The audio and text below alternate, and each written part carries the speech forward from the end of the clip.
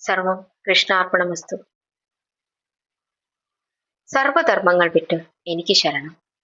ഭഗവത്ഗീതയുടെ അന്തിമ സന്ദേശം.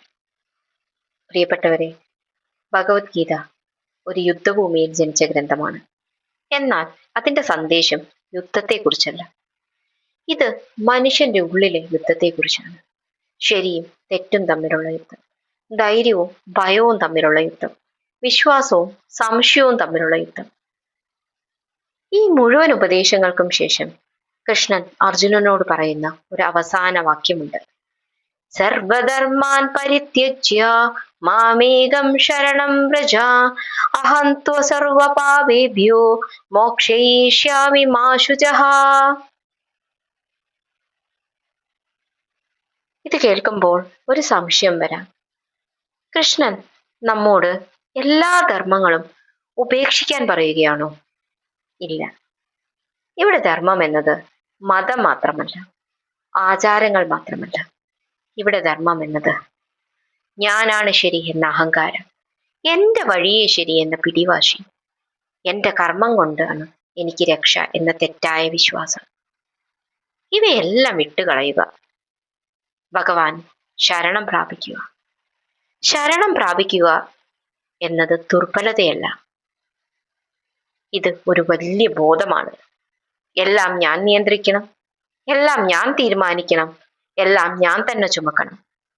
ഈ ചിന്തകൾ മനുഷ്യനെ ക്ഷീണിപ്പിക്കുന്നു. ശരണം പ്രാപിക്കുക എന്നത് ഈ ഭാരങ്ങൾ ഒറ്റയ്ക്ക് ചുമക്കേണ്ടതില്ല എന്നതിൻ്റെ സ്വയം അംഗീകരിക്കലാണ്. കൃഷ്ണൻ പറയുന്നു, മാമേകം ശരണം വ്രജ. ഇവിടെ ഒരേ ഒരു ആശ്രയത്തെക്കുറിച്ച് പറയുന്നു. ഇത് ദൈവത്തെക്കുറിച്ച് മാത്രമല്ല. സത്യം, നന്മ, നീതി, ആത്മബോധം ഇവയെല്ലാം ഉൾക്കൊള്ളുന്ന കേന്ദ്രത്തിലേക്കാണ് മനസ്സിനെ കൊണ്ടുവരേണ്ടത്. അപ്പോഴാണ് മനഃശാന്തി ലഭിക്കുന്നത്. ഇവിടെ പാപം എന്നത് നിങ്ങൾ ചെയ്ത തെറ്റുകൾ മാത്രമല്ല. കുറ്റബോധം, പശ്ചാത്താപം, ഞാൻ പരാജയമാണെന്ന ചിന്ത, എനിക്ക് രക്ഷയില്ല എന്ന നിരാശ. കൃഷ്ണൻ പറയുന്നു, ഞാൻ നിന്നെ ഇതിൽ നിന്നെല്ലാം മോചിപ്പിക്കും. മാ ശുചഃ. ദുഃഖിക്കേണ്ട. ഗീതയിലെ ഏറ്റവും സ്നേഹമുള്ള വാക്കുകൾ. ഗീതയിലെ ഏറ്റവും സ്നേഹമുള്ള 2 വാക്കുകളാണ് മാ ശുചഃ. ദുഃഖിക്കേണ്ട. ജീവിതം നമ്മോട് പലതും ചോദിക്കും, പലപ്പോഴും പരീക്ഷിക്കും. പക്ഷെ ഈ വാക്കുകൾ നമ്മുടെ ഉള്ളിൽ പറയുക, നീ ഒറ്റയ്ക്കല്ല. ഇന്ന് മനുഷ്യൻ പുറത്ത് വിജയിച്ചിരിക്കുന്നു, ഉള്ളിൽ പരാജയപ്പെട്ടിരിക്കുന്നു, ക്ഷീണിച്ചിരിക്കുന്നു.